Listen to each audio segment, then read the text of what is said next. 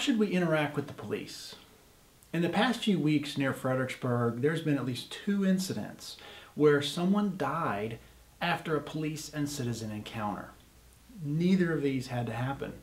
2 people at least should still be alive today, but they aren't. The first one was a pursuit here in Fredericksburg where a gentleman ran when being told to pull over by a Fredericksburg police officer. He ended up being shot by that officer and later died from that injury.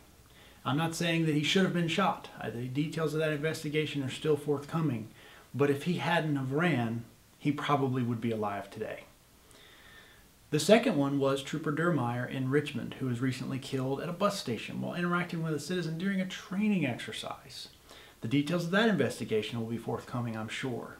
But at this point, it seems inexplicable why the citizen decided to fire into Trooper Durmeyer and killed him, and leaving behind his wife and children. Neither of these incidents had to happen the way they did. Why? Why did they happen that way? Part of it, I think, is that we, as a society, need to treat our police better. Now, I'm not saying that all police are perfect. However, I think we need to have a better mentality of how we should interact with the police. And I've got a few ideas that we should all think about. A, it's not us versus them. The police obviously need to keep that in mind, and we as citizens need to keep that in mind. They're not out to get us. They're out to protect and serve. Now, I'm not saying that every officer has a perfect idea of what that means, but most do. Most are there to protect and serve us. And that means that we need to be careful, we need to treat them properly. It's not us versus them, it's us. We're in this together. The police officers have kids who go to our schools, they go to our churches, their families are our co-workers, they're our neighbors. We're in this together, and they're trying to keep us safe, and we have a duty to them as well to keep them safe. B, we need to respect the police. They are sacrificing their time and their very lives to keep us safe and to do their jobs. They aren't doing it for the money. Police officer pay is certainly not worth the time and trouble, and it's obviously not worth their lives that they put forth to keep us safe and do their job. They're doing it because they have a calling to do it, and they want to do it, and they want to keep us safe. So we should respect them in return. And that means even if you feel like the officer might not be showing you the respect you deserve, you don't know where he's come from that day. Maybe he just saw a dead body in the side of the road. You don't know.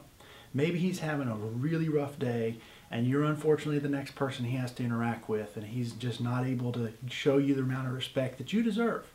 But maybe you could give him a smile and a yes sir or yes officer and not cause problems and let his day be a little easier from that point.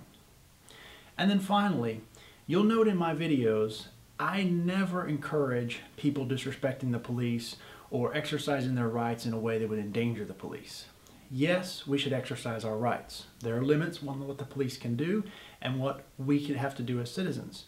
We can refuse certain tests, we can do certain things to protect our rights. But we always must do it in a way that's polite and respectful.